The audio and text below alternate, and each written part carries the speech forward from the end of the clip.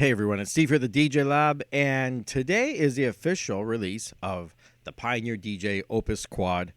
It is March 7th, 2023. Made a video yesterday saying it was going to pop out today, but not because I have any kind of special powers.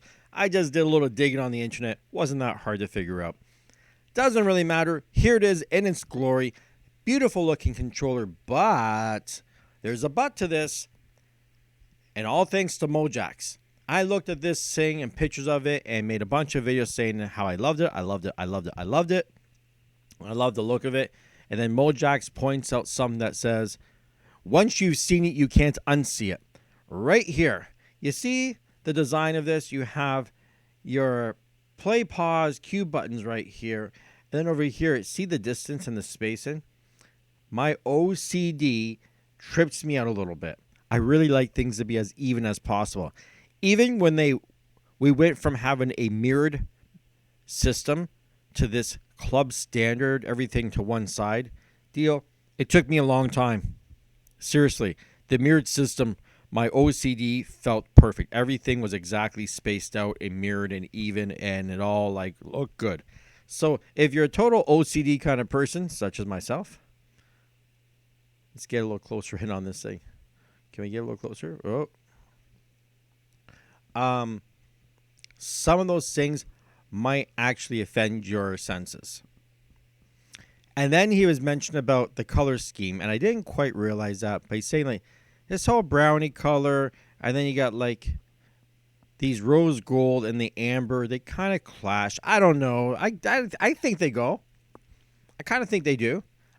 I wish they had used real wood, to be honest, and not just fake plastic colored stuff, because it's apparently plastic with aluminum or aluminium, whichever you want to call it, faceplate, and it doesn't have a mag valve fader in it. And once again, for the price point of this thing, here's something else it doesn't have. It does not have a user replaceable crossfader or channel faders for that matter. You'd have to really rip this thing apart to get to the faders. So something to keep in mind, especially at the price point of this thing. I think it was what they say, $31.99 US. It's up there, you know what I mean? It's pretty expensive. But great looking design. My OCD, and it's because I wear progressive glasses. There's all kinds of reasons why when I look at this, these buttons, they almost look like they're on an angle. It's off because this is on an angle. I can't get over it. I can't unsee that. Thanks, Mojax. I was loving this thing till I watched your video and you point that out. And that's all on you, dude. I know it was only your opinion, but unfortunately, I share the opinion. And I wish I didn't. So let's get right to the guts of things here. They're going to have this XY pad beat effects at the top. I watched a couple guys run it. I'm not super big fan of touch effects. I've had chaos pads in the back in the day, and I didn't like them. The S11 has touch effects. I like the touch effects, strangely enough, because I can actually adjust. I can say what I want on my Y pad and what I want on the X axis. This one here, you can only have rolls filter, echo filter, it's just a filter on the one axis. So hopefully they change that where just like an S11, let me be able to go in and say exactly what I want, because then I can make my own combinations. The other problem right now apparently is there's no support for Serato yet. It's coming, and that whole playlist, setting a playlist over to your extra zone into another room, the only way it's even possible that works worth a damn is to do it by Bluetooth, because there's no way to set that extra channel for your zone to just play it continuously. That's a global setting that would affect all your channels, so you can't independently do anything, which I'm sure they'll fix with a firmware update. But let's just get right to the main point here of the Denon Prime 4. Here's something that obviously Denon they've had it for a long time, and Pioneer thought time to launch something to compete with it because it's been a very popular system. It's been around for years, like a lot of years. You know, it's got a 10.1 inch touchscreen as well. Probably not as good as the Pioneers. You know, this thing's not the best touchscreen on the planet, but you can adjust the angle on it. That's a really nice feature.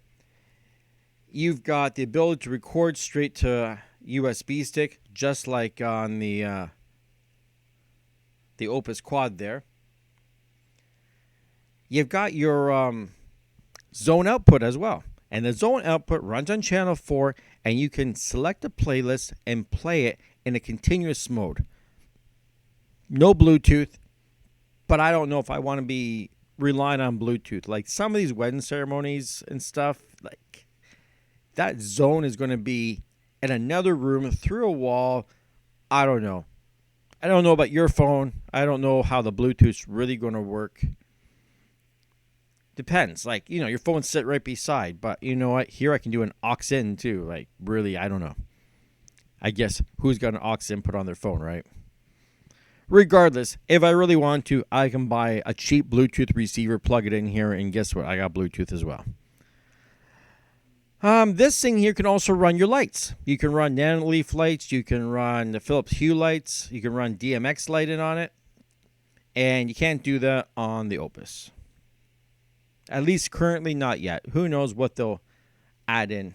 And the biggest one, but they're still talking about Engine DJ 2.1. Like, you think these guys would update their stuff. Now, this thing, you can add on some extra players if you want to have 4 decks. So that's nice. But there's now built-in sampler thanks to Engine OS 3.0.0. You have the ability to load up your own one-shot samples, or it comes pre-loaded with some samples. Build quality in this is pretty good. Jog wheels on that quad, the Opus Quad, they're mechanical jog wheels. They feel better. And I know you look at this and then we go look at this. Let's go back and forth. This looks pretty modern, pretty futuristic. This looks a little dated. And people think it looks a little bit like a toy. But guess what? The little toy here has a user replaceable crossfader. And you can take off that front deck. So if you need to access and work on the faders, you can get to it without having to rip the whole system apart. Just saying. This might be pretty, but this one here is a bit more functional in some ways. Kind of like a car. Do you want to have a beautiful looking Ferrari that you can't get parts for anywhere, cost you an arm and a leg to get fixed, and you're afraid of how you're going to park it? Or you got a trusty Prime 4 here. It's like the good old Honda Civic. Might not be the hottest looking car on the planet, but you can get parts. It's reliable. And like I said, this has been around for a long time. Lots of people using it. I just don't know.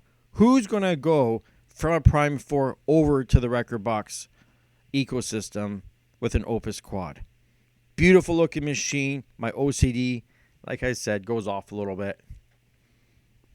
And we'll just have to see how it goes. Because right now, I got a Prime 4. And I'm pretty happy with it.